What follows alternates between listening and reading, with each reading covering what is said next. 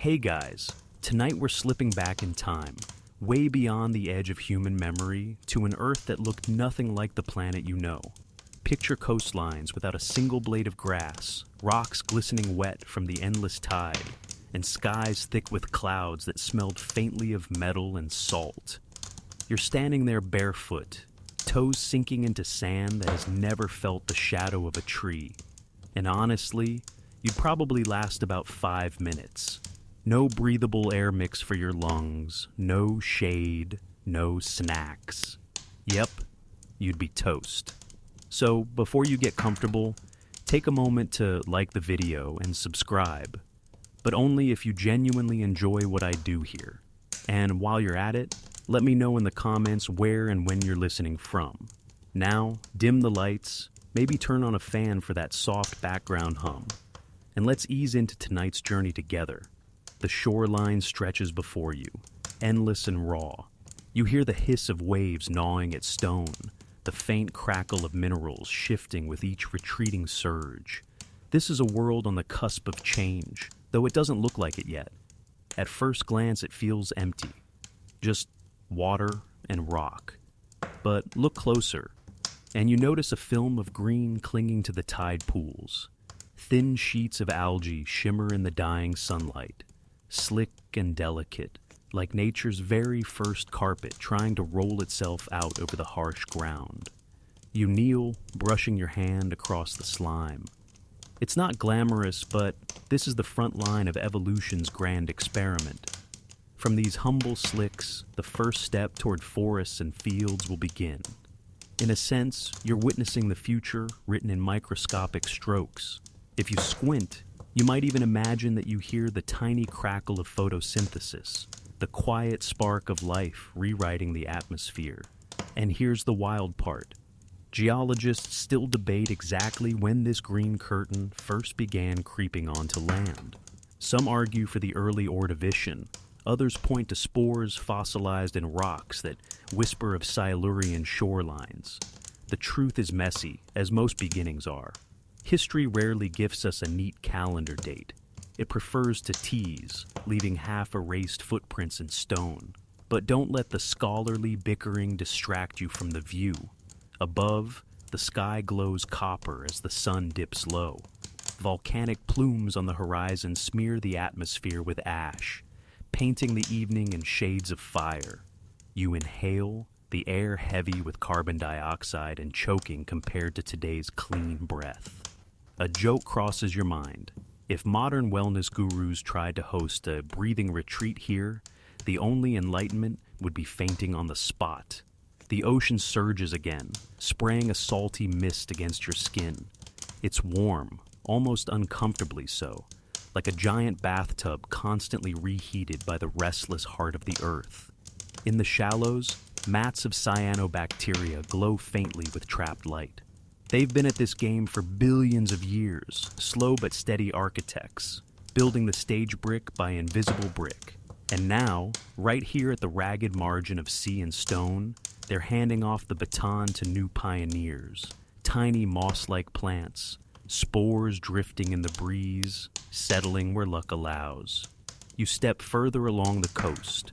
Pebbles crunch beneath your feet, damp with spray. The land feels barren, but your imagination fills it with possibility. This naked shore is a blank canvas, waiting for a brushstroke of green. And somewhere in that damp silence, life is quietly sketching the outline of tomorrow.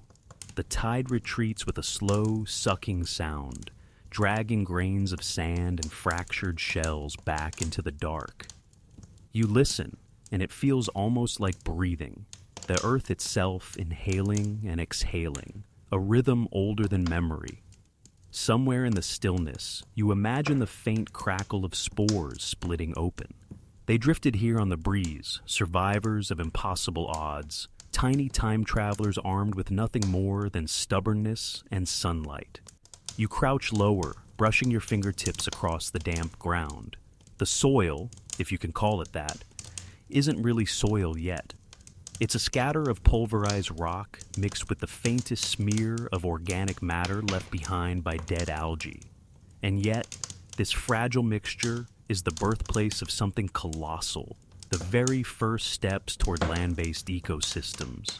Every meadow you've walked through, every tree you've rested under, owes its existence to this rough paste of dust and decay. If you ever feel insignificant, just remember, plants once started from almost nothing. And look at the empire they built. You wander a little farther along the shore. The evening light bends, softening the brutal edges of the rocks. Your feet sink into mud that clings like wet clay, sucking with each step. Somewhere beneath the surface, filaments of early plants begin threading their way down. Primitive rhizoids, the ancestors of roots, clutch at the ground like timid fingers. They don't know it yet, but they are the prototypes of forests. The air is heavy, almost syrupy. Oxygen levels are climbing, but still not friendly to lungs like yours. Each breath feels thick, carrying the tang of volcanic gases and the sharp bite of carbon dioxide. If you were here for real, you'd be wheezing like someone who tried to sprint uphill after skipping gym class for a decade. And yet, for the algae and their plant cousins, this is paradise. Carbon dioxide is their feast, their power source, their golden ticket. Where you would suffocate, they thrive. The light changes again, fading toward dusk. A faint shimmer runs across the wet ground, water retreating, leaving tiny pockets behind. In those puddles, you spot green threads stretching upward, trembling against the evening breeze. They're delicate, like newborn eyelashes brushing the world for the first time. One gust could rip them free, and yet, in their fragility, lies determination. Each spore that clings and survives means progress. You sit back, listening to the hiss of waves. Your thoughts drift to the odd truth. Historians of life, paleobotanists, still argue over the exact timing. Some fossils suggest liverworts or moss-like plants ventured ashore first, spreading like silent armies across barren coasts. Others claim it was algae experimenting with sturdier bodies, sneaking further inland with every tide. The debate goes on, tangled in the fragments of ancient spores and imprints trapped in rock. And you smile at the thought. Billions of years later, humans squabble over who got there first. Some habits, it seems, never change. The scene before you sharpens in your mind's eye.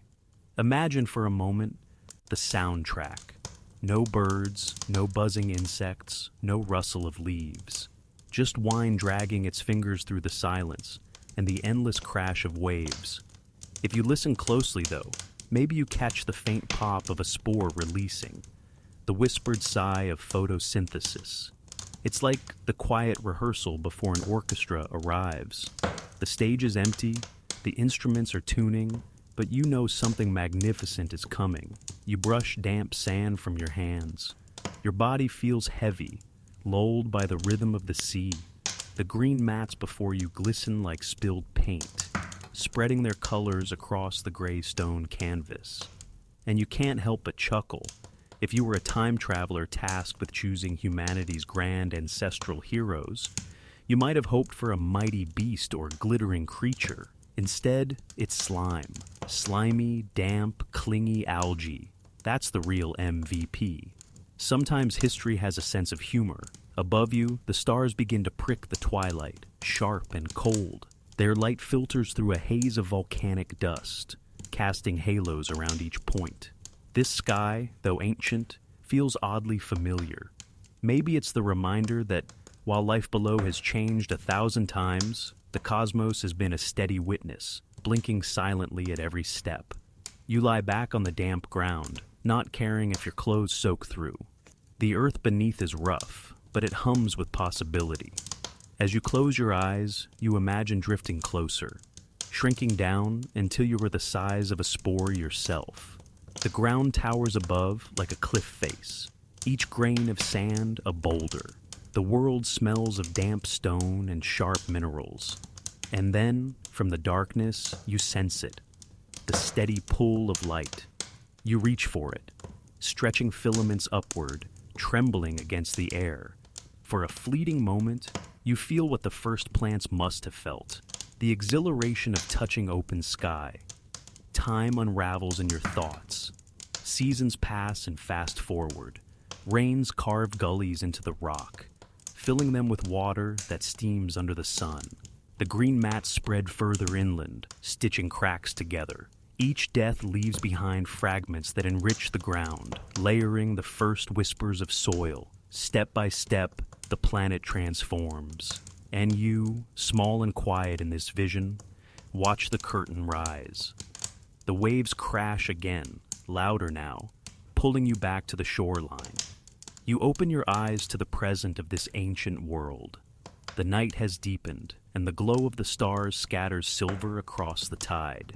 The green pioneers cling stubbornly, refusing to surrender to the pull of the ocean. You almost admire their defiance. Against impossible odds, they hold. And so, you sit, toes curled in the damp sand, realizing you've just witnessed the first rehearsal of life's greatest play. A barren shore turned canvas, painted by nothing more than sunlight, water, and stubborn green streaks. It's humble, it's messy, and it's beautiful. The shoreline hasn't changed much since the last time you blinked, but if you lean in closer, the drama is unfolding at a microscopic scale. You're not watching towering forests or grand beasts. No, the real pioneers are tiny, green, and almost invisible. Mosses, liverworts, and lichen-like clusters spreading like quiet conspirators across bare stone. At first, you might dismiss them. They're patchy, like the mildew you'd scrub off a shower wall, hardly the heroic figures you'd expect in Earth's saga. But don't be fooled. These delicate pioneers are rewriting the very script of survival. Each spore that lands and survives is a triumph, anchoring against the wind, soaking up trickles of moisture, daring to stretch a fraction closer to the sky. Without roots, without bark, without flowers, they still manage to cling. You kneel down, your fingers hovering just above their surface. The texture looks soft, almost inviting, like velvet rugs strewn across harsh stone. And when you imagine running your hands across them, it's as though you're brushing the very beginnings of soil into existence. Because that's exactly what's happening. As these little green mats die and decay, they leave behind organic crumbs. Over time, those crumbs accumulate, mixing with rock dust ground down by rain. Grain by grain, this thin veneer becomes soil, the quiet stage on which all future terrestrial life will perform. The air is damp and heavy. You inhale, tasting minerals, as if the rocks themselves have dissolved into the breeze. Carbon dioxide still saturates every breath, too thick for comfort. But for the moss-like plants before you, this is the feast of kings. They bask in it, stretching their tiny leaflets outward like solar panels. Every ray of sunlight is hoarded, every molecule of CO2 converted into sugar. Each sugar molecule fueling the stubborn act of existence. You glance upward at the sky, streaked in coppery hues from distant volcanic eruptions. Ash drifts lazily across the horizon, filtering sunlight into amber pools. You can't help but imagine these pioneers as artists, dabbling paint onto a barren canvas, each spore a brushstroke of green across the bleak landscape. And while no one applauds them, their art is permanent. Here's the kicker. Paleontologists still puzzle over exactly which plants came first. Some argue liverworts were the true trailblazers, spreading their lobed, flat bodies like miniature lily pads across damp rock. Others point to mosses with their spindly stalks and capsules, sending spores skyward like microscopic fireworks. The fossils are stingy with answers. A few scattered spores locked in ancient stone are all we have. And like gossip passed down generations, their meaning is debated endlessly. Scientists at conferences squint at spores under microscopes, argue over classifications, and leave with more questions than they arrived with. Some things never change. The tide creeps in again, lapping at your ankles. You notice the green mats resist the waves, clinging stubbornly. When they do tear free, fragments drift away only to colonize another crack, another damp patch. They're like squatters in a vacant city, popping up in any place with the faintest drip of moisture. And just like squatters, once they settle, they refuse to leave. Imagine the patience required. These pioneers don't conquer in days or even years. They advance millimeter by millimeter, century by century. But what they lack in speed, they make up in persistence.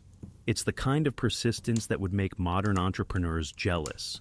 If Moss had LinkedIn profiles, their tagline would be, slow, steady, inevitable. The world around you feels both alien and familiar. Alien because there are no sounds of insects or birds, no rustling leaves above your head. Familiar because the smell of damp moss and stone is something you could still encounter today, in the shaded cracks of a city wall or the cool underside of a fallen log. It's like shaking hands with a ghost that's still alive. The green mats spread wider under your gaze. Tiny droplets of water cling to their surfaces, magnifying each cell until they shimmer like jewels. Within those droplets, unseen battles rage. Microbes jostling, spores sprouting, filaments reaching. This is not just survival, it's conquest in miniature. And every conquest lays another stone in the foundation of terrestrial life. You smile, realizing the irony. The first conquerors of land aren't mighty beasts or towering trees. They're quiet, fragile, overlooked. And yet, they are the ones that prepare the banquet for everything to come. Without them, there would be no soil for forests, no oxygen surge to fuel animals, no stage for amphibians to crawl onto. Humanity itself, in some distant sense, owes its breath to these damp green carpets. Funny how history's greatest heroes rarely look the part. Night deepens, and the stars blink awake again. Their light falls on the mossy patches, casting them in silver halos. You watch the breeze ripple across their surface, a slow wave that looks almost like breathing.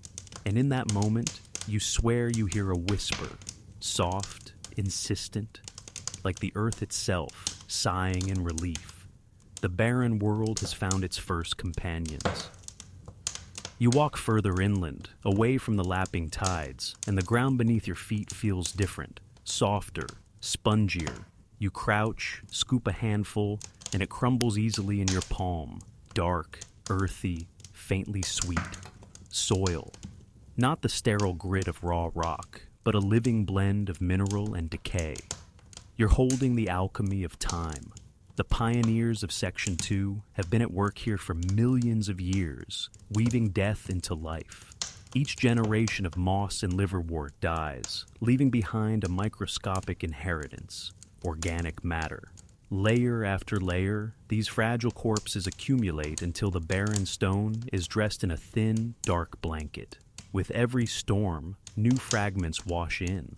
With every sunlit day, photosynthesis forges more sugars, more fuel, more foundation. Slowly, the world builds itself a bed where life can sleep and rise again. And yet, something is missing. Mosses and liverworts cling to dampness. They're bound to water, tethered like prisoners on parole, unable to roam too far. Without roots, they're beggars, drinking from puddles and rain-soaked cracks. You can almost hear them whisper, "If only we could drink deeper, if only we could anchor stronger." Then, almost imperceptibly, evolution answers. In the soil beneath your feet, a new innovation unfurls: roots. Not the simple filaments of moss, but true roots, vascular conduits, plumbing systems woven into the flesh of plants. You kneel and imagine the scene below the surface. Fine threads probing downward, splitting stone, worming into fissures. They are miners without tools, drawing water from depths where moss could never reach. Each root not only drinks, but holds, anchoring the plant against wind and weather. It is as if life has sprouted fingers to grip the earth. Above ground, stems rise taller. With roots feeding them, plants no longer crawl at ankle height. They lift their bodies upward, chasing light. Their tissues stiffen with lignin, a molecular armor that hardens their stems, letting them defy gravity. No longer soft mats, they're tiny green spears piercing the sky. Compared to today's trees, they are laughably small, only a few inches tall. But in this world, they are skyscrapers. Pause. Imagine yourself shrinking down, no taller than a beetle. You'd wander through this miniature forest as though it were a jungle. Each stem towers above you, shading your path, casting cool, striped shadows. Tiny spore capsules dangle like lanterns overhead. The air is damp, heavy with the musk of wet soil. It feels alive. Scientists today still wrestle with the details of this transformation. Fossils of early vascular plants, Cooksonia, for example, look simple, almost comically so. Naked stems branching like Y-shaped slingshots, each tipped with a spore capsule. No leaves, no flowers, just stark green forks pushing into the air. Yet in their simplicity lies genius. Inside those stems ran the first vascular tissues, xylem to carry water upward, phloem to ferry sugars downward. The earliest highways of life. As you trace your finger along an imaginary Cooksonia stalk, you feel both awe and irony. Awe because this was the blueprint for every oak, fern, and blade of grass you've ever known. Irony because this pioneering marvel stood barely taller than your thumb.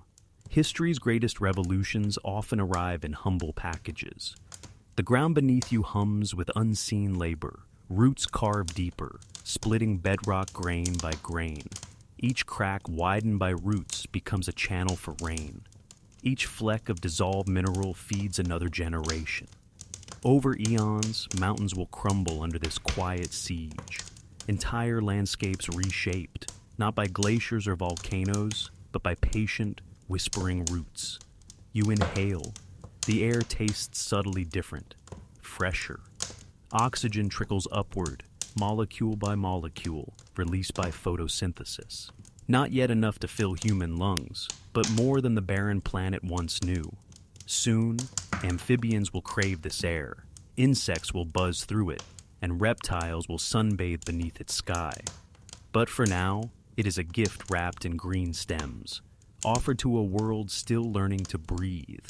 As twilight falls, you linger. The soil beneath your hand feels warm, almost pulsing, as though life itself radiates through it. You press your palm flat and close your eyes. In the darkness, you imagine the roots spreading endlessly, weaving a net beneath the surface, tying the planet together thread by thread.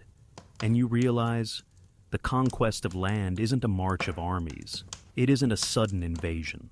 It is this: quiet persistence, inch by inch, root by root. The plants aren't just surviving anymore, they're claiming. And with every new tendril, Earth becomes less a rock and more a garden. The air cools as you wander deeper inland. A haze lingers, the kind that bends light into soft ribbons and makes everything shimmer with a dreamlike glow. The soil here is thicker, layered like a cake that no human hand has ever baked. Crumbs of rock, threads of roots, specks of decomposed green. You crouch, sift a handful through your fingers, and notice how rich it feels. This ground is no longer the sterile crust of a newborn planet. It is fertile, charged, ready for something bigger. And then you look up. The horizon is no longer bare. Green spires jut upward, taller than anything you've seen so far. Not mosses hugging the damp, not tiny Cooksonia stems barely tickling your ankles. No, these are genuine forests. Primitive, yes, but forests all the same. You step closer and the first trunks come into view. They're strange, nothing like the bark you know today. Ribbed columns, patterned like corrugated stone, rising meters into the air. These are lycophytes and their kin, lepidodendron, ancestors of club mosses, but swollen into tree-like giants. Their surfaces are marked with diamond-shaped scars, each one a memory of a fallen leaf. Imagine the trunk of a giant cactus crossed with the geometry of a pineapple, and you'll be close. They tower 30 meters tall, higher than most modern houses. And here's the kicker. They're not even true trees in the modern sense. They're improvisations, experiments by evolution, rehearsals before the grand symphony of oaks and maples. Above your head, the canopy knits together. Giant ferns stretch their fronds, spreading like green parasols, filtering sunlight into shifting mosaics on the forest floor. Some leaves are broader than your torso, curling downward like the sails of forgotten ships. The shadows ripple as the wind teases them. You feel suddenly small, like a child standing among ancient skyscrapers. And the air? Oh, the air. It is heavy with oxygen. These forests breathe life into the atmosphere, pumping out more of the stuff than the world has ever known. You inhale deeply and feel a rush, as though your lungs are drunk on freshness. Later in Earth's story, insects will balloon to nightmarish proportions under this oxygen-rich sky. Dragonflies the size of hawks, millipedes longer than your sofa. But for now, only silence and greenery hold dominion. You run your hand across the ridged trunk of a lycophyte. It feels cold, almost reptilian. Inside, it's not solid wood like today's oak. Much of its bulk is soft, pithy tissue. This makes them fast growers, but also fragile in the long run. Their reign will be mighty, but not eternal. Forests like these will one day collapse and sink into swamps, becoming the coal seams we burn millions of years later. In a way, the electricity powering the device you're listening on is the ghost of these very trees. Strange thought, isn't it? Your bedtime story is literally fueled by prehistoric firewood. Closer to the ground, horsetails cluster together. Not the knee-high plants you might swat aside on a hiking trail, but towering reeds, some as thick as lampposts, soaring 10 meters high. They grow in dense thickets, their joints banded like bamboo. You imagine walking through them, an endless hall of pillars, green columns whispering as the wind sways them. The forest floor is dim and damp, carpeted with roots, fallen fronds, and the strange calligraphy of early fungi. Now and then, a burst of spores drifts past your vision. No flowers, no seeds yet, only spores, millions of microscopic flecks released into the air, gambling on wind and luck to land somewhere damp enough to sprout. The entire forest breathes these particles. It's like standing inside a living snow globe, except instead of snow, it's genetic lottery tickets raining down around you. If you inhale sharply, you almost taste their bitterness. Congratulations. You're now part of the reproductive cycle of Earth's first forests. Don't worry, it won't make you sprout ferns from your ears. Probably. Archaeologists and paleobotanists still scratch their heads at some of these fossils. The details blur across epochs. Preservation is patchy, and the plants themselves didn't always cooperate by leaving neat remains. Some scholars argue over whether Archaeopteris, a tree-like giant with both fern-like fronds and woody tissues, was the first true tree. Others contend it was merely a clever hybrid, a bridge between worlds. The debates rage on in academic journals, though you can bet most of those professors never imagined their arguments would one day become part of a bedtime story. Still, there's something strangely comforting about that uncertainty. Life itself was experimenting, trying forms, discarding others. Forests rose not because a single plant decided to, but because countless mutations piled up, each one surviving long enough to pass along its trick. Some tricks failed, some succeeded so well that they sculpted the sky. You pause and listen. The forest is quiet, but not silent. Drips echo from high branches. Leaves shiver against one another. A faint rustle suggests something moving. Not an animal, not yet, but the forest itself. Plants, believe it or not, do move. Their cells stretch. Their stems turn toward light. Their roots reach out like blind explorers. Slow motion, yes, but no less relentless. If you had the patience of a mountain, you'd see this whole place crawling, creeping, reaching. And then you realize the shadows are stretching. For the first time in Earth's history, land has shade. Imagine that. For billions of years, nothing but bare rock and sun. Now, there are pools of darkness cast by towering fronds, places where dampness lingers and the temperature cools. Shade itself is an invention of forests. You lean back against a trunk, feeling the rough diamond scars against your shoulders, and close your eyes. Above you, the canopy sways, whispering secrets you'll never fully grasp. Around you, roots knit the soil, oxygen saturates the air, and spores drift like forgotten prayers. The world has changed. It no longer feels like a barren stage waiting for actors. The stage has been built, the lights adjusted, the backdrop painted. Soon, new creatures will stumble in from the wings, timid, gasping, unsure. But for now, the forests reign. They stretch across valleys, crawl up hillsides, and carpet the land in green shadows. And you, lucky traveler, get to witness the moment Earth first learned to wear a canopy. You pause at the forest's edge, toes sinking into mud. The air is thick here, humid like a greenhouse turned up too high, and the ground squishes beneath each step. Pools glimmer in the shadows, shallow and warm, scattered like mirrors that forgot how to shine properly. You crouch, peer into one, and the surface ripples. Something stirs beneath. At first it looks like a fish, sleek body, tail swishing side to side, gills fanning out like tiny pink curtains. But then, it does something unexpected. It plants its fins against the muddy bottom and pushes upward. The body wobbles, trembles, and steadies. Not quite walking, not quite swimming, something in between. You're watching the rehearsal of a revolution. Amphibians are stepping onto land. These creatures didn't pack their bags and march ashore in a single dramatic moment. It wasn't one bold fish shouting, "Guys, let's move." Evolution doesn't work like that. Instead, over countless generations, lobe-finned fish experimented. Their fins, strengthened by bony supports, acted less like paddles and more like crude legs. Some used them to shuffle through shallow swamps thick with vegetation. Some pushed against sandbanks to gulp air when oxygen levels in water ran low. One awkward shuffle at a time, fins blurred into limbs. Picture Tiktaalik, a famous fishapod. About 3 meters long, scales glinting bronze under the Devonian sun.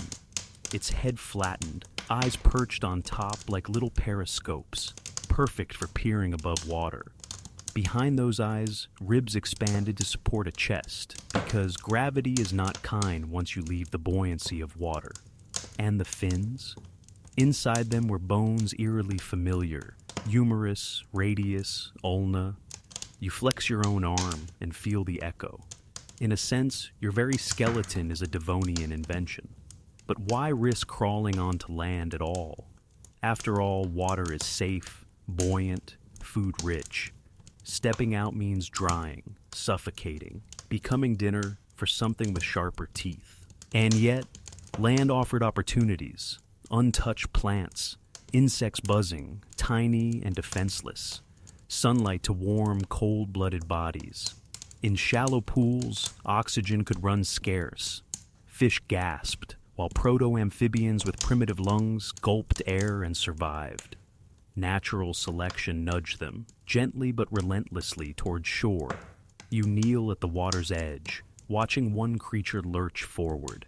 Its belly drags through mud, leaving a trail like a signature.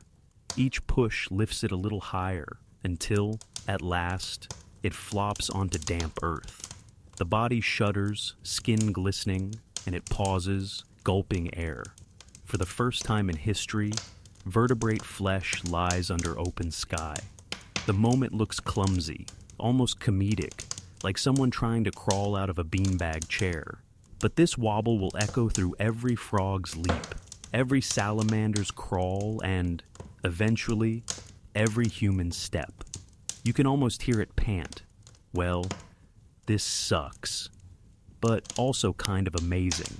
The forest ahead seems impossibly large for this fragile traveler. Plants tower like cathedrals, shade pools in thick pockets, spores drift endlessly.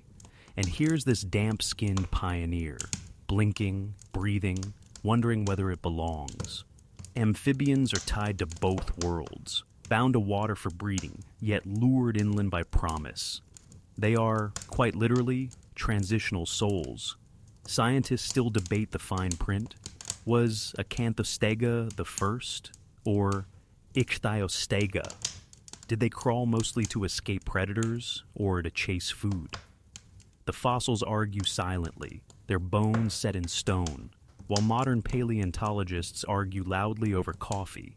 The truth is likely messy, multiple lineages testing the same trick, most failing, a few succeeding enough to matter. You lean closer to the pool again and laugh softly. Amphibians, the brave trailblazers of land, still lay their eggs in water. Even now, frogs and salamanders return to ponds, bound by ancestral chains. It's as if they've signed a rental agreement with the ocean and can't quite break the lease. Evolution gave them lungs, legs, and ambition, but forgot to include waterproof eggs. A minor oversight, but one that will shape the next chapters of life. Still, don't underestimate them. In this damp Devonian twilight, amphibians are royalty. They crawl awkwardly across mudflats, hunt primitive insects, bask in the oxygen-rich air that plants work tirelessly to provide. Their croaks, if you could hear them, would sound alien, guttural, like rusty doors opening underwater. And yet, they are music, the first vertebrate voices raised above the surf. You take a step back, giving the little pioneer room. It stares with lidless eyes, unblinking, mouth gaping as it gulps air. For a heartbeat, you see the absurdity. This slimy creature, neither fish nor lizard, neither here nor there, wobbling on legs barely strong enough to hold its weight. And then you see the miracle. In that ungainly crawl lies every step humanity will ever take. Every march, every dance, every quiet walk under the stars. The amphibian inches forward, vanishing into fern shadows. The mud flats are scarred by trails now, dozens of them. A record of the moment water yielded to land.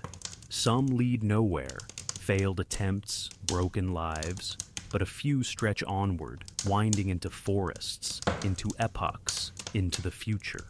And the earth exhales. The age of amphibians has begun. The forest hushes around you, thick with shadows. You're still catching your breath from watching amphibians flop their way onto land when you hear it. A faint buzz, like a tiny engine warming up. At first you think it's your imagination, or maybe the Devonian equivalent of tinnitus. But then something darts past your ear in a blur. You whip your head and catch a glimpse. Wings. Transparent, veined, shimmering like stained glass dipped in sunlight. An insect. Not crawling on the ground, not hiding in damp leaf litter. Flying. This is the moment the air itself becomes a highway. Insects have been around for a while already. Tiny crawlers scuttling through moss mats, chewing on decayed matter like the planet's first janitors. But wings. That's the real innovation. The first pilots of Earth's skies aren't birds or bats or even pterosaurs. They're insects. And their timing couldn't be better. With plants reaching upward and amphibians testing the mud, someone needed to fill the vertical spaces, to take advantage of the air thick with oxygen and opportunity. You tilt your chin and watch one settle on a fern. Its body glints metallic, iridescent as though evolution couldn't resist showing off. The wings twitch, catching the light, each one a living kaleidoscope. Then, with a flick, it launches again, zipping through the forest like a tiny stunt plane. You can almost hear it bragging, "Look at me, no traffic, no predators, free sky forever." The funny part? No one knows exactly how insect wings began. Some scientists argue they evolved from gill-like structures on ancient crustacean ancestors. Others claim they were extensions of the body wall, simple flaps that became aerodynamic over time. Still others imagine proto-insects gliding off plants before true flight. The debate continues, like a prehistoric version of internet flame wars, except the commenters wear lab coats and cite fossils instead of memes. Regardless of origin, once insects had wings, the game changed. They became couriers of pollen, though flowering plants are still far in the future, dispersers of spores, and new predators to anything smaller than themselves. For amphibians, the skies are suddenly filled with snacks. For plants, the buzzing wings mean spores can hitch unexpected rides. For Earth, it's the dawn of aerial ecosystems. And let's not downplay the style. Imagine walking into your backyard today and seeing dragonflies the size of hawks swooping overhead, their wings rattling like helicopter blades. Later in the Carboniferous, that will be reality. Oxygen levels will soar so high that insects balloon into giants. But even now, in this humid Devonian forest, the first buzzing pioneers hint at that future. You crouch low, close to a puddle, and see a nymph crawling up a stem. It looks alien, bulging eyes, segmented body, armored like a medieval knight in miniature. Slowly, it hauls itself out of the water, clinging to bark. Its skin splits, and a winged form emerges, wet and crumpled. You watch, mesmerized, as the wings harden, unfurl, and finally shimmer into perfection. The insect pauses, as if testing its new frame, then lifts into the air, a miracle born in silence, repeated millions of times across eons. The forest now hums faintly, as if alive not only with plants and amphibians, but with countless wings. Every flicker in your vision could be another insect darting past. You swat instinctively at your neck, only to laugh at yourself. Don't worry, they're not after you. You're not even on the menu. They're busy chasing each other, feeding on plants, or simply enjoying the first open skies this world has ever offered. For a moment, you close your eyes and imagine the sensation, what it must feel like to lift from the ground. No strings, no safety net. Freedom in every beat of your wings. Modern humans strap themselves into airplanes, helicopters, even jetpacks, trying to mimic this primal trick. But here, hundreds of millions of years ago, it was simply biology. Of course, not everyone's impressed. Amphibians blink at the buzzing, unimpressed by aerial acrobatics. Some historians of evolution even argue that wings were overkill at first, great for showing off, but not necessarily useful until plants grew taller and landscapes grew more complex. Yet, like roots before them, wings will prove to be one of those ideas too powerful to vanish. Once flight exists, the world is never the same. You lean back against a fern trunk and listen. The hum builds, fades, builds again. Each buzz is a declaration. The planet is no longer silent. The air is a stage, the wings its actors, the forest their audience. You chuckle softly and think, somewhere in the Devonian, a dragonfly is doing barrel rolls just for fun. And as twilight drapes the forest in gold and violet, the insects keep flying, weaving their stories through the branches, turning the heavy air into a living, breathing sky. The air is thick with hums and croaks now. Wings flicker through shafts of sunlight, and amphibians shuffle clumsily along the forest floor. You follow one of them, its belly slick with mud, legs sprawled awkwardly as it pushes itself forward like a half-broken toy. Somehow, despite its gracelessness, it keeps moving, each step a declaration. I belong here too. And little by little, it's true. Amphibians are no longer just visitors from the water. They're residents. Lords of the swamps, squatters in the ferns, early monarchs of this soggy green dominion. Every pool becomes a nursery. Every shaded hollow is theirs to claim. You crouch by a shallow pond, watching strings of eggs cling to submerged stems. gelatinous beads that quiver gently in the current. Within each bead, something stirs, a life halfway between fish and frog. Amphibians can roam the forest, yes, but their children remain tied to water. The leash of evolution is still firmly knotted. As you listen, the sounds grow louder. A chorus of croaks, guttural and resonant, rattles the swamp like a prehistoric symphony. If you've ever tried falling asleep next to a modern frog pond, you know the drill. Except now, multiply it by 10,000 with throats the size of footballs. This is nature's original EDM festival, and nobody handed out earplugs. And yet, there's beauty here. Amphibians rule not through elegance, but persistence. Their lungs gulp air greedily. Their skins absorb water. Their limbs push them forward inch by inch. They've become the first vertebrates to stride across continents, however clumsily. Fish still dominate rivers, yes. Insects buzz overhead, true. But when it comes to walking the land, amphibians are pioneers, explorers, and occasionally comedians. You notice one perched on a log, gulping air as though it just finished a marathon. Its eyes bulge, its skin glistens in shades of brown and green. With a sudden lunge, it snaps up an insect mid-flight. The jaws clap shut with a wet pop, and the amphibian looks almost smug. For the first time, vertebrates have learned the joy of hunting above water. And honestly, the grin suits them. Of course, not all amphibians look alike.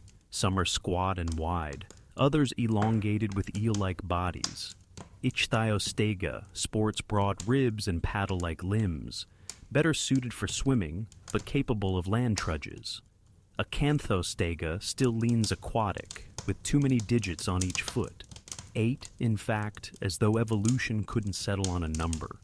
These are not polished designs. They're prototypes, test models with quirks and flaws. You could imagine Darwin himself chuckling. Close, but not quite. Yet even flawed, they dominate. The Carboniferous landscape ahead will be their golden age, vast swamp forests thick with amphibians lounging like royalty. They'll grow larger than anything you'd call a frog today, some as long as a small car. Picture sitting on your porch only to find a 2-meter salamander dozing in your yard. Cute until it swallows your neighbor's dog. You step carefully along a muddy trail and realize the ground is patterned with footprints. Wide, splayed toes pressed into soft sediment, each track a signature in Earth's diary. Fossilized millions of years later, these trails will tell paleontologists of migrations, hunts, and clumsy wanderings. To you, here and now, they're living ink, fresh and wet, vanishing with the next rain.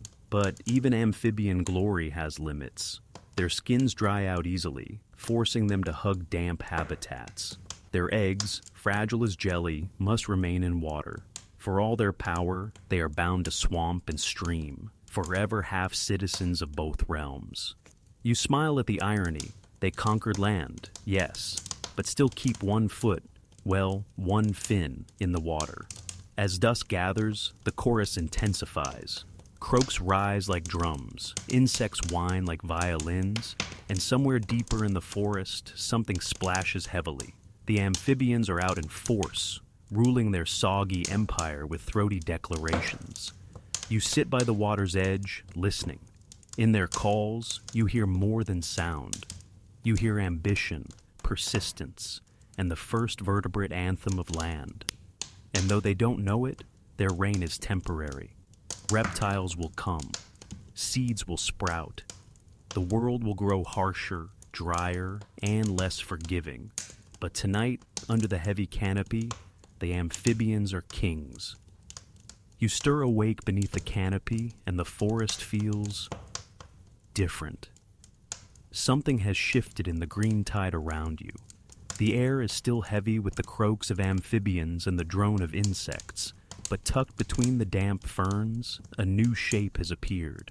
Small, unassuming, and yet revolutionary. Seeds.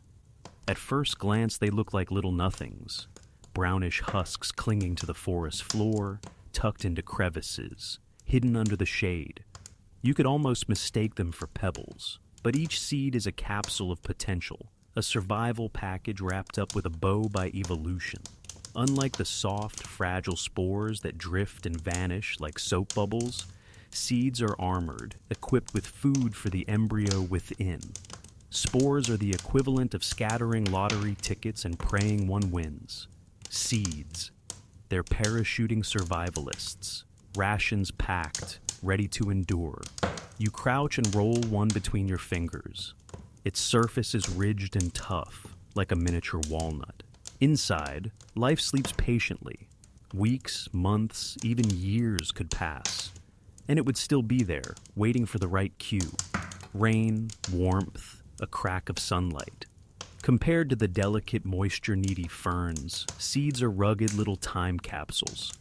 It's as if plants suddenly said, "Fine, let's stop being clingy with water and start moving out on our own." And move out they did. The first seed plants creep into new frontiers where ferns and mosses dare not tread. Dry soils, open hillsides, rocky patches away from swamps. They all become fair game. Forests spread wider, taller, thicker. Seeds travel with the wind, hitch rides on water, and even, though not yet with animals, drift farther than any spore could dream. You picture it like the invention of the backpack. Suddenly, plants can carry supplies, explore new ground, and survive long journeys without withering. Meanwhile, amphibians eye these changes with a mix of envy and dread. They still haul themselves back to ponds to lay their jelly-like eggs, prisoners of moisture. Seeds laugh silently in their shells, breaking free of that aquatic leash. One can almost hear a plant whisper smugly, "Grow up already." Walking deeper, you notice something striking. The forest floor is dappled with seedlings poking through gaps in the ferns. Tiny stems push up defiantly, their leaves smaller but sturdier than the floppy fronds beside them. It's like a silent takeover, subtle yet unstoppable. And in this green revolution comes wood. True woody tissue allows plants to grow taller, thicker, and stronger than ever before. No longer limited to flimsy stalks. Trees rise like cathedrals, branching high, splitting light into shifting mosaics below. From your viewpoint, it's awe-inspiring and a little claustrophobic. Sunlight no longer pours freely.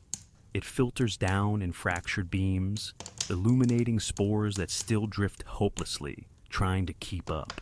You lean against the trunk of one of these rising giants, rough bark pressing into your back. It feels ancient, even though in its own time, it's a newcomer.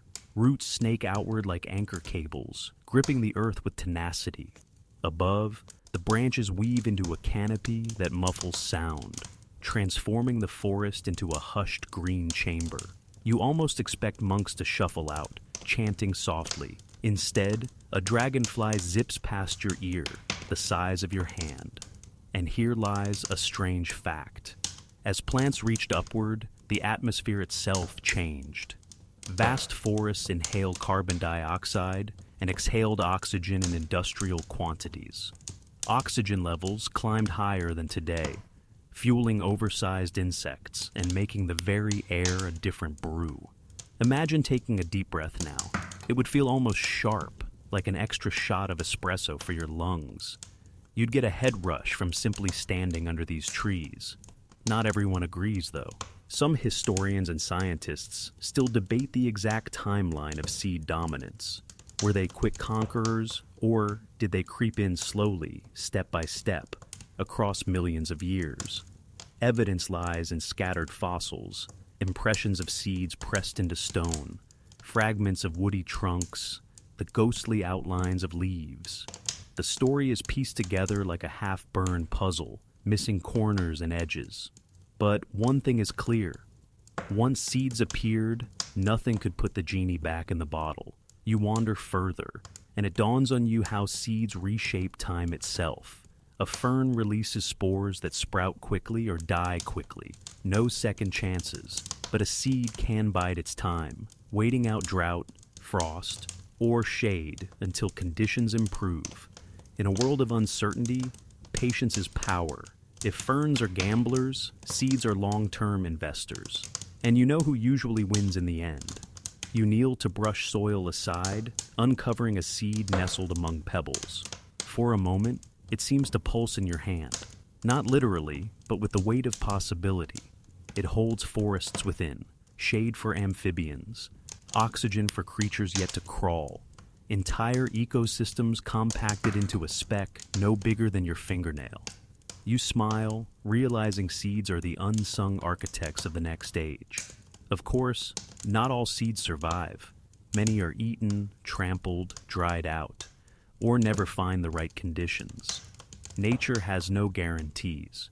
But even with losses, the sheer resilience of seeds tips the balance. Bit by bit, the swampy kingdom of ferns seeds ground. Insects buzz higher in new canopies. Amphibians lurk in shrinking wetlands. And plants, the quiet conquerors, march forward under their woody banners. As twilight spreads, you sit among them. Seeds, seedlings, towering trunks, and hear the future rustling in the leaves. Amphibians croak stubbornly in the background, clinging to their watery havens. But in the seeds at your feet lies a quieter, more patient triumph. Not loud, not flashy, just inevitable. And whether you realize it or not, you're sitting in the cradle of tomorrow's forests. You drift forward in time, wading through the heavy air of a new world. The forest has swollen into something almost unrecognizable. The ground under your feet squelches with every step, thick, soggy, and stained black by endless layers of fallen plants. You realize quickly that you've walked straight into a swamp, but not the kind you might picture with buzzing mosquitoes and alligators lurking nearby. No, this is a kingdom, vast and sprawling, an empire of waterlogged forests stretching across whole continents. Towering above you are lycopsids, ancient relatives of club mosses, but scaled up to the size of skyscrapers. Some shoot 100 feet high, their trunks as wide as a living room, their bark patterned like a geometric puzzle. You tilt your head back and can't even see the tops clearly. Only a dark mesh where crowns meet to choke out the light. Between them, horsetails thicker than your arm bristle upward, jointed like giant bamboo, their tops whispering in the damp breeze. The air feels different here, muggy, thick, like breathing through a wet cloth. It clings to your skin, and you wipe your forehead only to find it already damp again. You chuckle under your breath. If someone tried to sell this climate as a modern-day spa treatment, they'd be sued for false advertising. Detox your pores, they would say, while your pores begged for mercy. Everywhere you look, life is crowding in, competing. Plants push and shove for sunlight, their roots tangled in a mat so dense that when one tree topples, it doesn't fall alone. It drags neighbors with it, a domino crash that reshapes the swamp floor. You step carefully, half expecting the ground to give way beneath you. And in some spots, it does. Pools of dark water suck at your boots, releasing bubbles of gas that reek faintly of rot, and something almost metallic.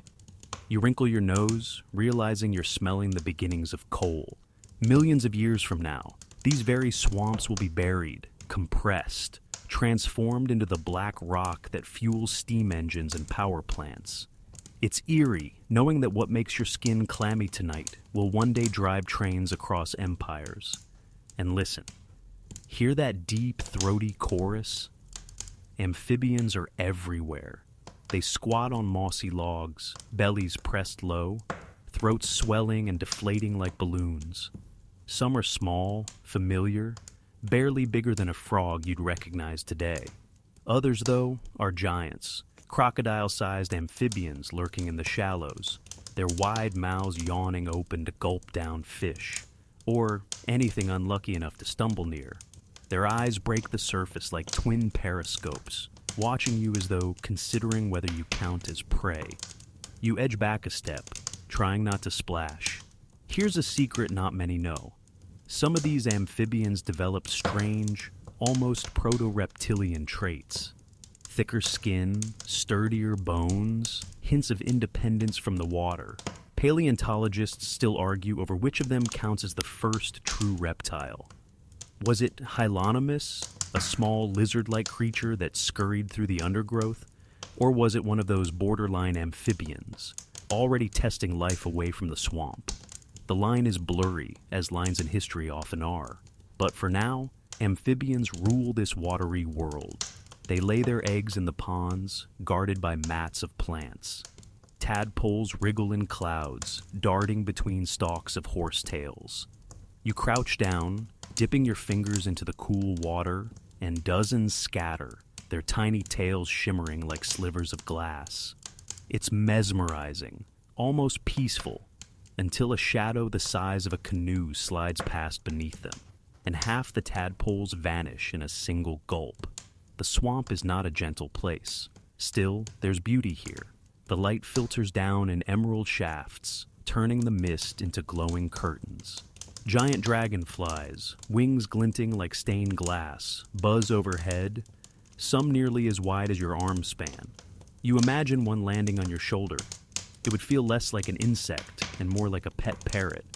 You laugh softly at the thought. Polly wants a mosquito?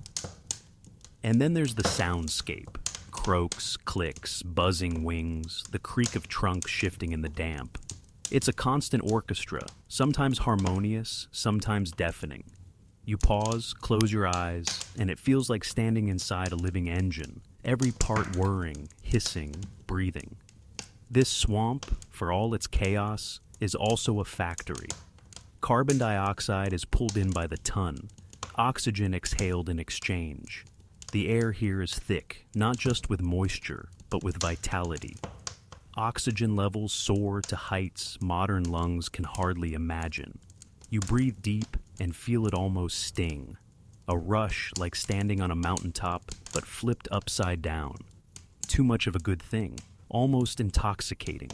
No wonder the insects grew so big.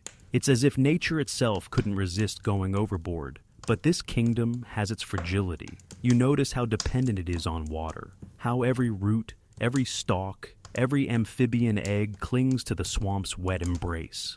Take away the moisture, and the whole empire would collapse. Seeds have begun to push into drier places. True reptiles are lurking just at the edges. And somewhere far off, the climate is shifting ever so slightly. The swamp lords don't know it yet, but their time on the throne is already ticking down. For now, though, as you wade deeper into the mire, it feels eternal. Amphibians croak like they own the place. Dragonflies patrol like living drones, and the trees form endless walls of green and shadow. It's a world where water and life are bound in an embrace so tight that neither can let go. And you, standing here in the clammy dusk, are a guest in their strange, swampy kingdom. You balance carefully on a slick log, and for a fleeting second, you imagine how easy it would be to slip. Just one misstep, and you'd splash face first into the muck. Not exactly a graceful entrance into history, and worse, you'd make yourself the perfect snack for the real rulers of this swamp, the amphibians. Not the dainty frogs you're used to, not the tiny salamanders you might see after a summer rain. No, these are hulking beasts, sprawled across logs and lurking in shallows, each the size of a sofa, with jaws like bear traps. Imagine a frog and a crocodile had an awkward blind date and their kid hit the gym way too hard. That's what's watching you now from the water's edge. One of them stirs. Its wide head breaks the surface, ripples spreading out like a warning. Its nostrils flare, eyes swivel, and you feel the weight of its stare. For a moment, you lock gazes, and you swear it's thinking, snack or not. Your heart skips, and you can't help but whisper, please not. These amphibians are apex predators of their age, kings of the Carboniferous. They prowl both swamp and stream, equally at home in water or on soggy land. Their thick limbs haul their bodies with surprising speed. Their jaws snap down on anything that fits. Fish, insects, smaller amphibians, even unlucky neighbors. And you, You're basically the weirdest tourist they've ever seen. Some paleontologists still puzzle over their exact diversity. Fossil skeletons show beasts with wide, flattened heads like dinner plates. Some with bizarrely shaped teeth. Others with elongated bodies that snake through reeds. They weren't a single type, but an entire dynasty, each species adapting to fill some niche. The debate lingers. Were they closer to modern salamanders, or were they already branching toward reptilian designs? As usual, history refuses to give a straight answer. You edge farther along the log, steadying yourself. Beneath you, the water boils with life. Schools of armored fish scatter, their scales glittering in green shafts of light. And then, suddenly an explosion. A giant amphibian surges up, mouth wide, swallowing one in a single gulp. The sound is a deep thwomp, like a heavy door slamming shut underwater. You actually flinch, half expecting the log to buck you off. There's humor in it, though. Imagine these amphibians as the neighborhood bullies. Big mouths, loud voices, puffed up throats. If they had lockers, they'd be shoving trilobites into them for fun. And yet, like many bullies, their reign has an expiration date. Seeds are spreading, reptiles are stirring, and dry lands are calling. But for now, they're on top. You crouch low, running your hand along the damp bark of a tree root. The forest around you vibrates with croaks, some so deep they resonate in your chest, others sharp and shrill like broken whistles. It's a chorus, but not exactly harmonious. It feels more like being caught in the middle of a chaotic concert where none of the musicians agreed on a key. Then, as you creep forward, you see something remarkable. A female amphibian, bloated and slow, heaving herself toward a shallow pool. She lowers her body, releasing a mass of gelatinous eggs, each shimmering like glass beads. It's strangely beautiful, this vulnerable act in a world ruled by tooth and claw. The eggs pulse softly in the murk, embryos wiggling inside. You realize how fragile this empire truly is. One dry season, one shift in climate, and these precious eggs would shrivel, their entire legacy still shackled to water, even while seeds and reptiles move ahead. But fragility doesn't mean weakness. Right now, these amphibians thrive. Their numbers fill every swamp, their roars echo for miles. Step too close, and you'd be flattened under a lunging body, teeth sinking deep. In their time, they were the lions, the wolves, the apex predators. No one dared challenge, and yet, a nagging thought tugs at you. You can almost sense the edges of their kingdom fraying. The swamps are vast, yes, but not infinite. Drier lands stretch beyond, promising opportunity to those who can cut ties with water. Seeds already exploit those places. Reptiles, small but ambitious, creep in shadows, laying eggs encased in protective shells. A better strategy, one that doesn't depend on the swamp's embrace.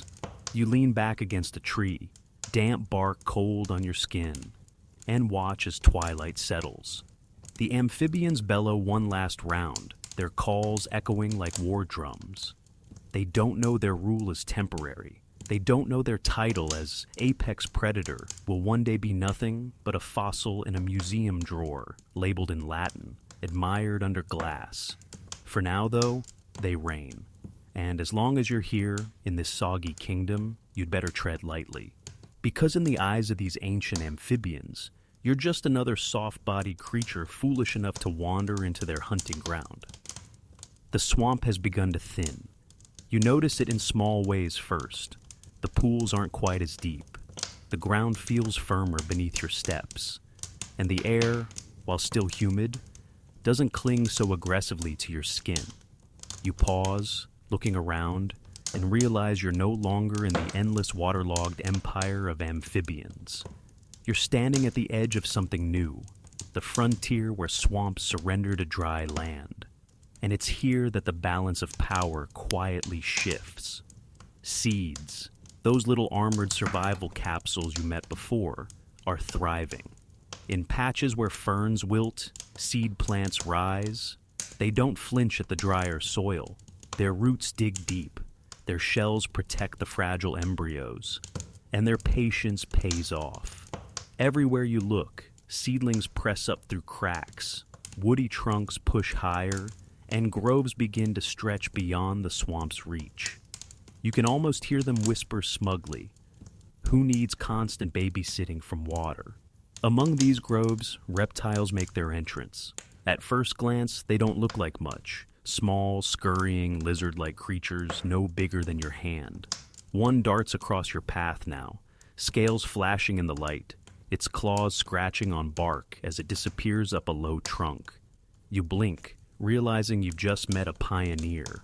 Unlike amphibians, these little reptiles carry their future with them. Their eggs are sealed in leathery shells, safe from drying out. No more racing back to ponds, no more jelly clumps left vulnerable in murky shallows. It's like evolution finally invented the lunchbox, portable, protected, and efficient. You smile, imagining an amphibian rolling its eyes at the smug reptile. So what? You've got fancy eggs? Big deal. But deep down, the amphibian knows it's losing ground. Without water, its empire collapses. The reptile, though, it can wander, explore, colonize. The dry world is suddenly open for business, and reptiles have the key.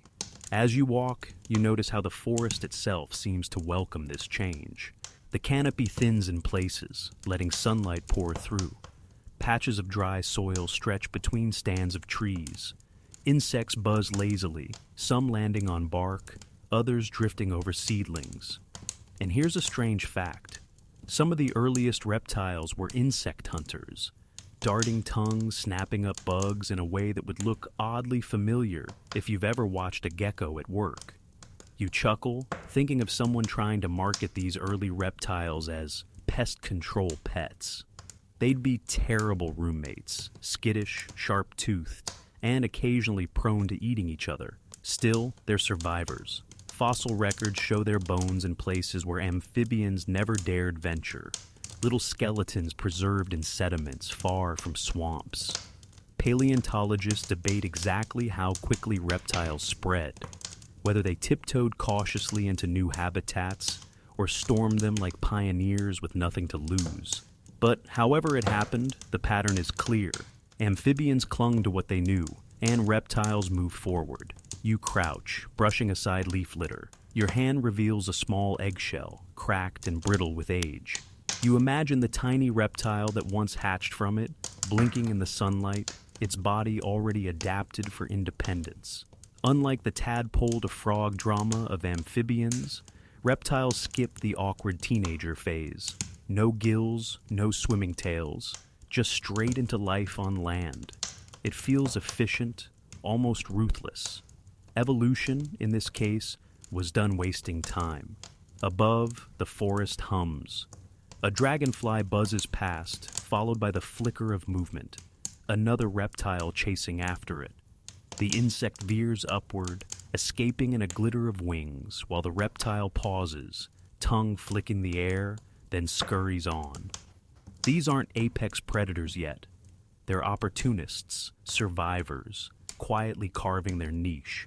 But give them time, and they'll write the next chapter in bold strokes. The amphibians haven't vanished entirely.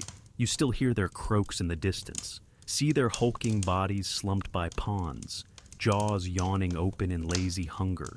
They're powerful here, still kings in their shrinking domain. But step beyond the wetlands, and their power fades. Eggs desiccate, skin cracks, and lungs struggle. Out here, away from water, they're strangers in a land that doesn't love them back. Seeds and reptiles, though, they belong. The air smells faintly of resin from woody trunks. The soil crunches dry under your feet, and a breeze rustles leaves in a way that whispers of the future. This is no longer the swamp's kingdom. It's a patchwork, a shifting frontier. And every day, reptiles and seed plants push the line farther. You pause on a rocky rise, gazing out across the mosaic below. Wetlands gleam in patches, dotted with amphibians bellowing defiantly. But Between them stretch forests, groves, and dry plains crawling with small, scaly figures. The old world and the new overlap, colliding in uneasy balance, and you can't help but grin at the thought. You're watching one empire falter and another quietly rise. It's not flashy, no battle, no sudden collapse, just persistence. Seeds tucked into soil, eggs buried in sand. Step by step, claw by claw, leaf by leaf, the world tips toward its next rulers. And as the sun dips low, painting the sky in amber and violet, you realize you're standing in the transition itself, the hinge of history, where amphibians' reign fades and reptiles and seeds claim the land as their own. The air is changing. You can feel it the way a sailor senses a storm before clouds appear. Something invisible but undeniable, the swampy breath of the Carboniferous is thinning. Moisture that once clung to every leaf, every lungful, every pore of your skin is retreating. The skies themselves look different, paler, drier, less forgiving. You take a few more steps and realize what this means. The wetlands that once sprawled endlessly are shrinking, peeling back like old paint on a wall. Pools evaporate, mossy carpets shrivel, and tree-sized ferns topple in slow motion as the water that fed them dwindles away. The once constant chorus of croaks and trills is quieter now, interrupted by silence where amphibians used to swarm. This is no minor hiccup, it's climate at work, shifting gears. Earth is sliding into a drier, harsher rhythm. Think of it as the planet saying, "Congratulations, you've survived the swamp age. Now, let's see what happens when the water runs out." And oh, how the players respond. The seed plants. If you were betting on survivors, here's where you'd put your money. Seeds were built for this very moment. While the spore-based ferns whimper and wilt, seeds shrug. They tuck life into armored shells, bide their time in soil, and germinate only when conditions say, it's safe. Suddenly, groves of conifers spread like banners, needle leaves pointing at the sky as if in quiet triumph. Imagine walking among them, sharp scents of resin in the air, shadows cast by rising trunks, cones dangling like nature's answer to time capsules.